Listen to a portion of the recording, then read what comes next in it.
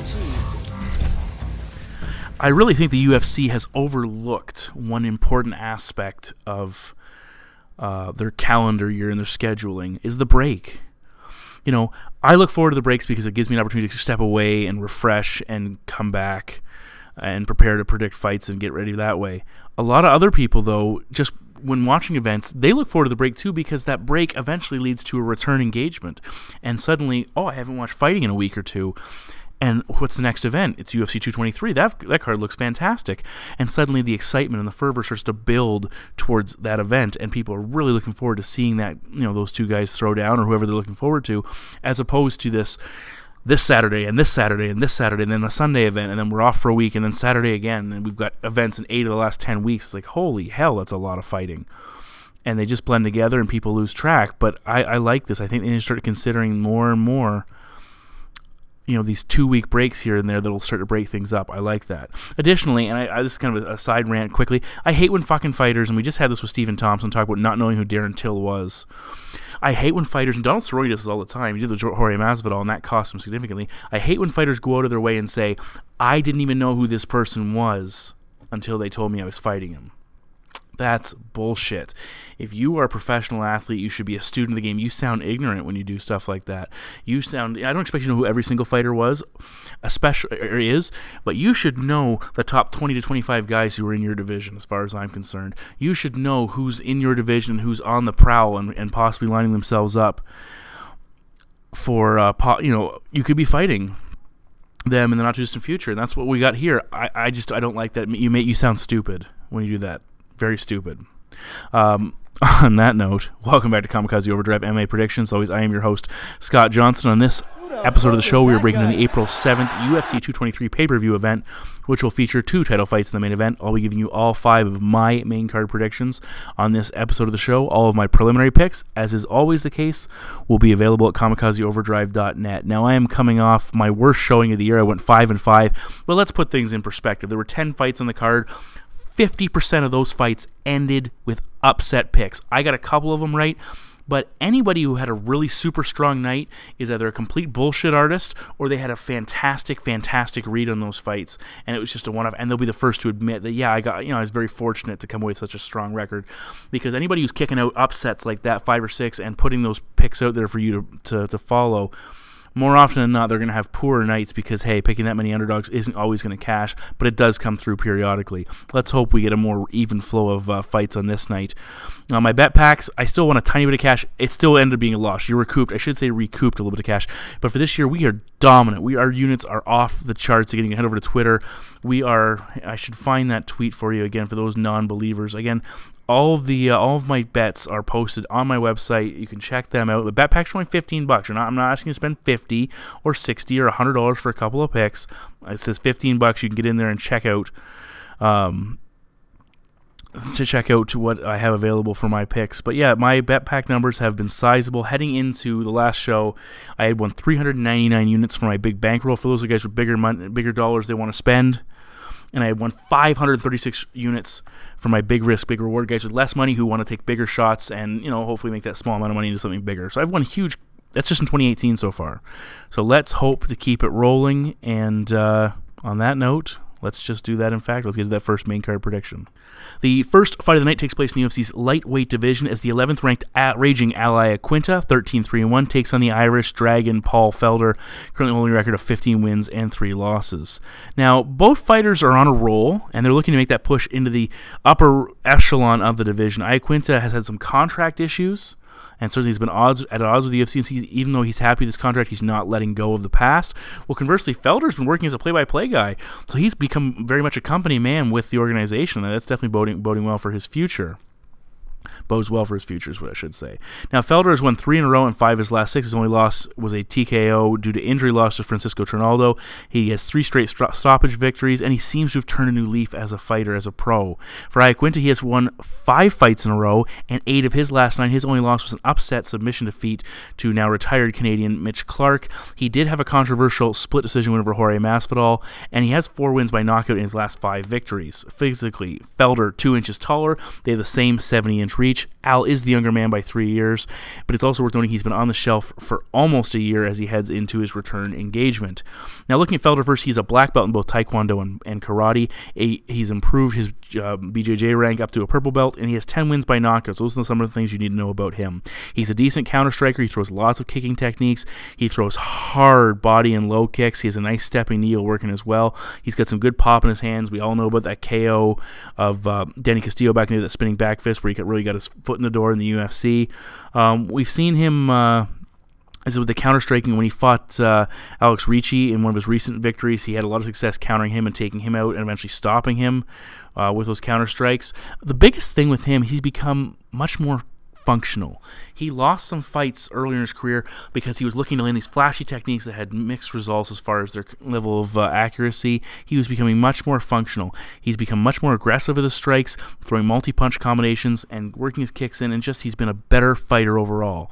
Once he gets the fight on the ground, you know, he's nasty with his ground. He has back-to-back ground and pound stoppages. He has those big elbows, and he can do a lot of damage from top position. Now, he's coming off a fight against Charles Oliveira, a fighter I very much like in Oliveira. That's the stylistic matchup really doesn't relate to the Al Iaquinta fight here, but it's worth noting how much heart he showed. He got put in a bad spot on it with a grappling ace. He was locked up in a Darce choke. He had his back taken. He ultimately survived and finished that fight on the ground. That shows, I think, a maturity that he is reaching and a level of calm outside the octagon that's really important to have for a fighter as they go on to that next level of competition. Now, for Iaquinta, he is another fighter who's developed significantly. He's had a lot of success with his striking. He's really improved that technical aspect of his game, and that's really where we've seen him surge up the rankings. He's got a very good right hand. The majority of his offense is set up around creating openings for that right hand. We saw against Diego Sanchez, he landed it twice and put him down. He hurt him once with it and then finished him with a second time. He's a good volume combination striker, 4.95 strikes landed per minute, and he can really pull away from his opponents when he gets going. But he does get hit a lot defensively. He has some issues. He averages 3.7 strikes absorbed per minute. Masvidal landed 83 significant strikes, and he rocked Al early. We've seen Al's never been knocked out. He's had some issues with submission defense, but he's never been knocked out, but we have seen him buzzed a couple of times. His takedown defense is solid. I don't expect to see him tested as far as his submission game is concerned, submission defense game is concerned against Felder. This fight should be largely contested on the feet, unless Al actually looks for a takedown. Would be more surprised there. Now, it's worth noting with Al Iaquinta, he has one fight over the last 36 months of competition, and that fight lasted 98 seconds against Diego Sanchez. In that same span, Paul Felder has fought 8 times. 8 times. He's a much more active, much more fresh, and much more relevant fighter at this point right now. And you look back at some of the wins for Al, knocking out Diego Sanchez, taking out Joe Lozon and Ross Pearson, all older guys with histories of chin issues and cardio issues he was able to beat up and take out. I'd say Felder right now is in a better spot in his career. He's more focused. He's more active. He hits harder overall as far as his technique is concerned. I think he's better defensively as well. Iaquinta is a little bit chinny, and if Felder can unload, he certainly can finish him. Al could get his wrestling to control Felder and take away that striking skill that Felder has, but I think Paul Felder is eventually going to land something, and my prediction is Paul Felder to defeat Al Iaquinta by knockout. Fight number 2 in the main card takes place in the UFC's lightweight division as the 9th-ranked Ultimate Fighter winner Michael Maverick Chiesa, 14-3-0, takes on the former divisional champion, 12th-ranked Anthony Showtime Pettis, currently holding a record of 20 wins and 7 losses. Now, Pettis is coming off a loss to Dustin Poirier. He has just 2 wins in his last 7 fights, but he still says he can contend. He says he's not here to be a gatekeeper. He's here to be a title challenger and to reclaim his title, but it is hard to overlook that sudden drop-off that his career has done off that cliff. Very steep, very straight down. It's been very sudden and unfortunate for Pettis. Now, Chiesa has won 3 fights in a row and 5 of his last 6. At least that was before a very controversial loss to Kevin Lee. That's what the fight we're coming in off of, the submission that wasn't submission, maybe it was. But and his other loss in that span was a TKO loss due to injury to Joe Lozon, also controversial with a cut that's cost him that fight as well. So he's had a little bit of bad luck in his defeats, but he's done very well otherwise. Physically, Chiesa 3 inches taller than Pettis, with a 3-inch reach advantage, and they are roughly the same age. Now, looking at Michael Chiesa first, we're very aware the signature submission is the rear naked choke, and picking up victories over guys like Beneil Dariush and Jim Miller, both by submission, are massive feathers in his cap. And his big thing is, if he gets to your back, you are in serious trouble. And that's why the Lee loss was that much more infuriating, because that's the submission he got him with. I believe his record has 8 wins. 8 of his 10 submission victories have come by rear naked choke. Now, his wrestling has improved as well. Prior to the Lee fight, which ended very suddenly, he had picked up 7 takedowns over his last 3 fights. Conversely, he had 8 combined takedowns over his first 5 UFC fights. So you can see he started to pick up the pace with his takedowns a little bit. Predominantly, they come from the clinch, looking for body locks and trips, and just any way to drag that fight to the mat. Once on the ground, he's a very aggressive guard passer. He's always looking for his opponent's back, as I mentioned. And I really like his cardio. His cardio allows him to continue to push the pace on the mat and on the floor, or on the feet, wherever he is competing. Now, he's far from perfect. Before submitting Dariush, he was really getting muscled around in the clinch, and he was able to create some scrambles and eventually get to that submission position. He's still developing as a striker. He's got a decent left cross. He's got a long jab. He'll attack in the clinch with knees and elbows. We did see him drop Jorge Masvidal early in that fight, and he can catch his opponents, but definitely it's not his forte. Dariush was having a lot of success tagging him and hurting him, and you know, we've seen Chiesa struggle at times to find his range. Now you're looking at Pettis. Pettis is a very talented striker. Lots of kicks. He has excellent leg dexterity. But he throws a lot of single strikes. I'm not a huge fan of that. He needs to be impactful when he throws those strikes. He needs to do damage. I don't necessarily be taking an opponent out with one shot, if he needs to do that every time, but he needs to make sure when he lands a body kick, it slows his opponent down. It makes sense because he's not a high-volume striker. Overall, he is 2-4 in his last 6 fights to go to decision, including a split decision win over Jeremy Stevens. His style doesn't translate well over fights have gone that way. So he's 2-4 in his last 6. He is 4-5 for the career on the scorecards. Again, not good for a championship caliber fighter, at least that he once was. You know, overall, Pettis, I'd say he has issues in gritty fights. He needs time to attack, set up. He's more of a finesse fighter as far as I'm concerned. You know, Gilbert Melendez mauled him early. We saw Dos Anjos take the title from him over 5 rounds. Alvarez outworked him in a fight I correctly predicted. Holloway blitzed him and took him out. And Dustin Poirier, who I picked as well, bloodied him up and eventually finished him, and as far as he's concerned, broke him. Pettis has showed his grappling chops, that he's more than just a one-dimensional fighter, but he can submit guys in the ground, but he can be taken down. And while he will attack off his back, it's not a winning position. He has given up 12 takedowns over his last 4 fights. Those are big numbers to be concerned with. Overall, Chiesa needs to push Pettis, outwork him, make it ugly, clinch and takedowns, and just take away that finesse aspect of it. Pettis has to land those big shots, kicks to cover the distance and get it against a longer opponent, hurt him or finish him, and stay at range, stay on the outside, stay out of Chiesa's grasp.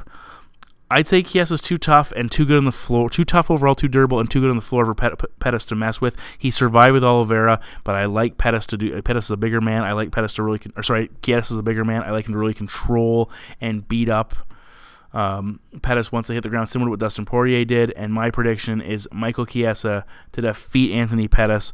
I'll take Chiesa by dominant decision. Fight number 3 in the main card takes place in the UFC's featherweight division as Brazil's Renato Moicano, ranked 11th in the division, 11-1-1, takes on 13th ranked Calvin Kattar with a current record of 18 wins and 2 losses. Talk about 2 fighters of Moicano, not so much, but Kattar certainly have come out of nowhere to really make a name for themselves in the division. Now, Moicano, he's coming off the first loss of his career, and it was to no other than T-City Brian Ortega, who's currently the hottest product in the UFC.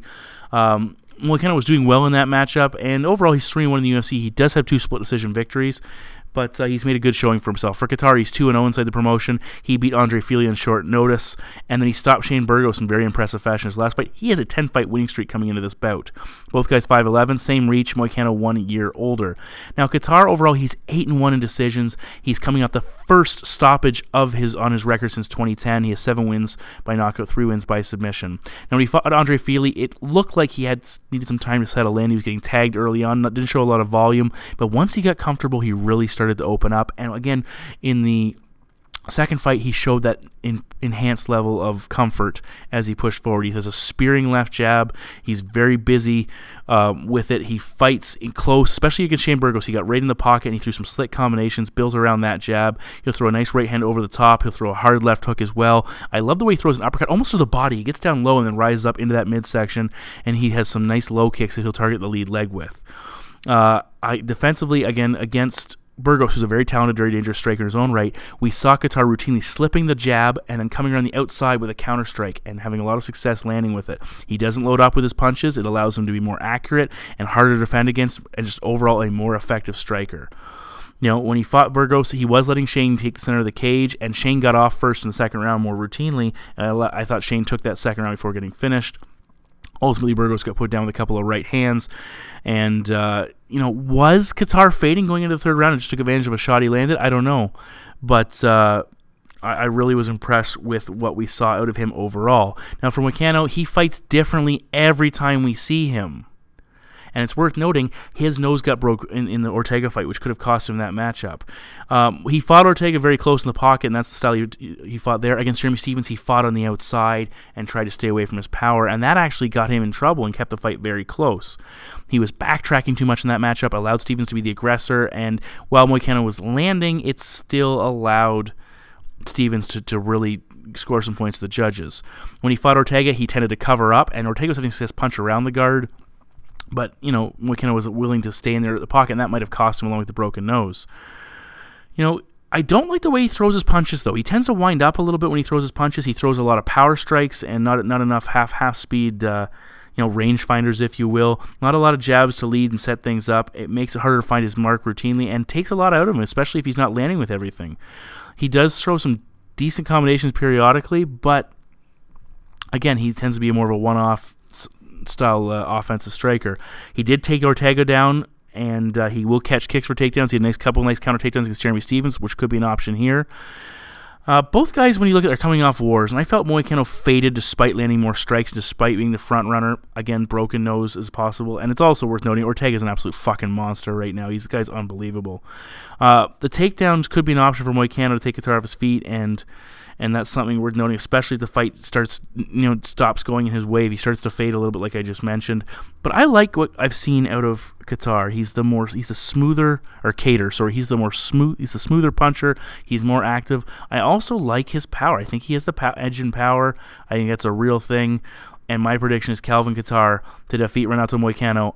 I'm going to say by decision, very possible split, but very close fight. I'll take Kattar. Moving now to the co-main event of the evening, and very well in a fight that very much could turn into the main event if things continue to go south for our top two fighters. We're in the women's strawweight division as the newly crowned champion Thug Rose Namajunas, 8 wins, 3 losses, and no draws, takes on the number 1 ranked fighter and former champion Joanna Jędrzejczyk, 14 wins and just a single defeat. Now, this is well known to be a rematch from UFC 217, where Jędrzejczyk got knocked out in round 1. It was an upset. It was her first loss, first time she's been finished, and actually, she's following a similar pattern to a now WWE quote-unquote superstar, Ronda Rousey, where Ronda lost her title in her first defeat. It was a stoppage. It was brutal. It was violent. It was an upset. It was unexpected. And now here she is jumping right back in to a title fight, albeit against another fighter. A couple differences.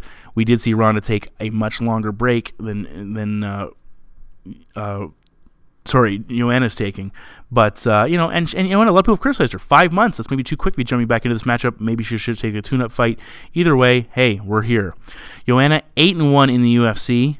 5 title defenses. That's fucking impressive no matter how it ended. Several big names on her record. She was very confident, and I kept kind of postulating, had she lost respect for her opponents, and quite possibly that's something she might have done, and that could have cost her here. We'll see if that changes. For Rose, 5-2 inside the promotion, lost a split decision to Karolina Kowalkiewicz, another capable fighter, but she has wins over Paige Van Zandt, Tisha Torres, Michelle Waterson, obviously, and then Joanna Jędrzejczyk. That's very impressive as well. She's an incredibly calm and rattled fighter. That's something she's developed because she's wasn't always like that. She had a lot of anxiety issues heading into fights, but seems to have overcome that to a degree. Overall, Rose is 1-1 in title fights. She built, and the thing is, she lost her first fight in the UFC. She lost a title fight. That sometimes for some fighters is non-recoverable. But she built herself back up. She's young, and she's got herself an opportunity to win the title. And she got there, and she won the championship. So kudos, my hat's off to Rose for that. Physically, the former champion, 1 inch taller, same reach. Rose is the younger girl by 5 years. Now, looking at the fight stats, there's not much to talk about from the first fight. Rose outlanded Jędrzejczyk 15-5 in significant strikes before scoring the stoppage. She was landing a nice step in with a quick left jab, straight right combination. She had a nice setup with her hand before landing a big right to put her down, and eventually it was a step in left hook that put Jędrzejczyk on the mat, leading to the finish. Joanna, for my money, wasn't letting her hands go enough. She seemed very timid, almost concerned about what Rose was going to throw back her way, and that could have been a product of knowing how dangerous Rose is on the feet or recognizing how dangerous Rose is on the ground, because Rose is a multifaceted fighter. And that's something she has been developing and developing and developing, and she's still young. And it raises the question to me, does winning the championship plateau her development? Does she say, hey, look, I got to this part of the mountain. This is where I wanted to get. What I'm doing is working. Let's keep it. Or does she continue to improve? Because her striking's improved, her wrestling has improved, her grappling's fantastic. She's multifaceted. She's a very dangerous fighter. On the flip side, does Joanna use this loss to rebuild, or does she try the same old thing? Does she take the same approach here?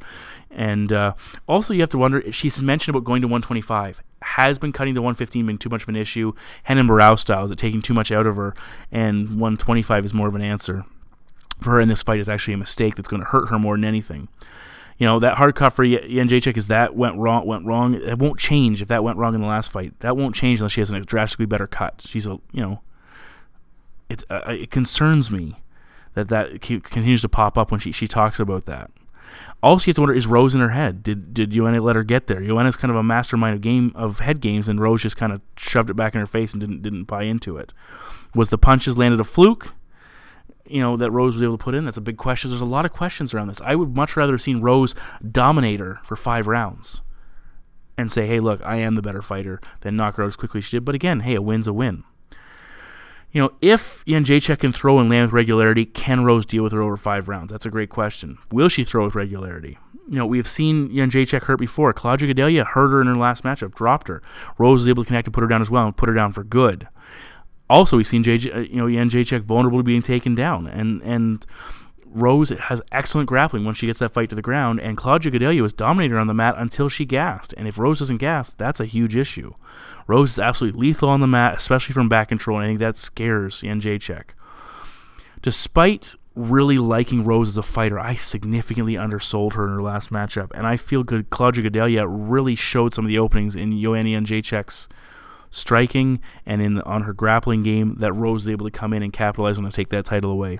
Usually first fights that are longer are followed by short rematches. Here we have the opposite possible scenario, which could come true, but my prediction is Rose Namajunas to defeat Joanna Jędrzejczyk by submission. I think she'll knock her down this time, but again, this time I think she'll eventually get to her back. So my prediction is Rose Namajunas to defeat Joanna Jędrzejczyk by submission. We move now to the main event of the evening in the UFC's lightweight division for the lightweight championship, as the number 2 ranked fighter in the division, Khabib the Eagle Nurmagomedov, undefeated at 25-0. Damn, that's impressive.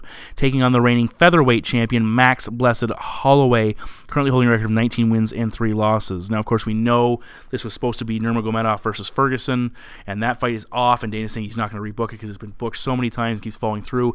That's a complete shame. It's almost the point where it's like you want to have Nurmagomedov booked to fight somebody else. He fights through, and Ferguson steps up on like 85 seconds notice and steps into the cage and fights before anything can happen. But hey, we can dream. Max stepping up on a week's notice is huge for him. He's a legend. It's absolutely. I will watch. I'm watching this fight. I'm looking forward to it. It's unbelievable that he's fighting a guy like Nurmagomedov on such short notice, but I absolutely fucking hate this fight. If Nurmagomedov clowns him on the mat and either finishes him or takes a dominant 5-round decision, that makes the featherweight champ look weak. And I would much rather have seen Brian Ortega get this opportunity, because even if he loses, yeah, he lost at lightweight, he can still come down and contend for the featherweight belt. But I don't like seeing champions lose fights while they're champions. If Max wins this title, it could bog down the division that much more, or at least creates further delay with another challenger. But on the bright side, if Max wins, he is now a 2-division champion.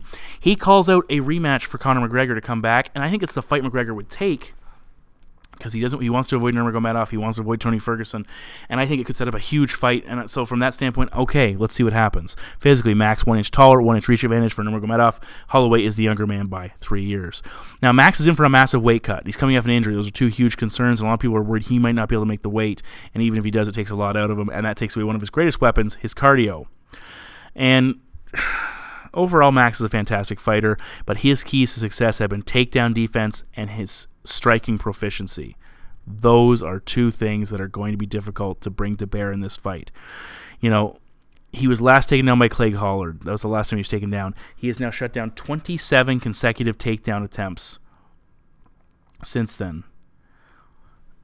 But the problem is, he hasn't fought anybody like Nurmagomedov. That's just simply put. He hasn't fought anybody like Khabib Nurmagomedov, who has that wrestling. Nurmagomedov is bigger and a more talented wrestler than anybody Holloway has faced. Period. End of discussion. And he's going to take him down. Max also tends to be a bit of a slow starter, and if Nurmagomedov gets a round or even 2 rounds, even 1 round of ground and pound, but let alone 2 on you, you're not coming back from that. I don't care who you are, who your conditioning is. You're not coming back from that. It's just not happening. You're either going to get finished or you're just en route for more of that, unless Nurmagomedov absolutely shits the bed and runs out of steam. Max is a death by accumulation striker, not a one-punch power knockout fighter. In order to do that, you have to stay vertical. Could he catch Nurmagomedov on the chin? Possibly, but he needs to pile those strikes up, and he's not going to have that opportunity. How does Nurmagomedov lose this fight? If his weight cut goes poorly, and if he gasses out, absolutely he could lose this matchup. If Max can defend that first takedown, the crowd's going to go fucking insane, and those USA chants are going to go through the roof, and then he should go to work with his strikes, but I just struggle to see it happening, and eventually we're going to see Nurmagomedov get that fight to the ground. I don't see Max staying in the fight long enough and vertical long enough to win this fight. I love Max as a fighter. He's everything you want to see as a fighter, stepping up and taking this opportunity, but stylistically, this is a bad matchup for him, and my prediction is Khabib Nurmagomedov to defeat Max Holloway by TKO to claim the kind of undisputed UFC lightweight title and further fucking muddy up this division. So those are my 5 main card predictions for UFC 223. All of my prelims are available at kamikazeoverdrive.net. My bet packs, which I fully intend to get back on track for the first time this year, I'm actually having to rebound from a bad event. They're available for $15 at kamikazeoverdrive.net. So please check them out. You can follow me on Twitter at KO_predictions. Follow me on Facebook. Follow me on YouTube. Follow me. It's all, whatever. Enjoy my videos. Hate my videos. Whatever. I love people who take time to tell me they hate my videos. At least you're taking time to listen. I appreciate that. I appreciate everybody who tunes in. As always, guys, take care, and I'll talk to you again soon. We're back kind of in the regular schedule of things. Hi.